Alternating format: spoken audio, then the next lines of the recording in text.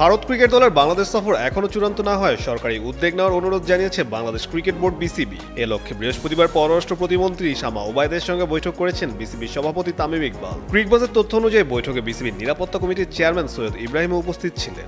যদিও বৈঠকের বিস্তারিত নিয়ে মন্তব্য করতে চাননি তামিম। AKS অর্জন করল Guinness world records. AKS BCB সূত্র জানিয়েছে সেপ্টেম্বরে 3টি ওয়ানডে ও 3টি টি-20 খেলতে ভারতের বাংলাদেশ সফরের সূচি থাকলেও এখনো আনুষ্ঠানিক সম্মতি দেয়নি বিসিসিআই।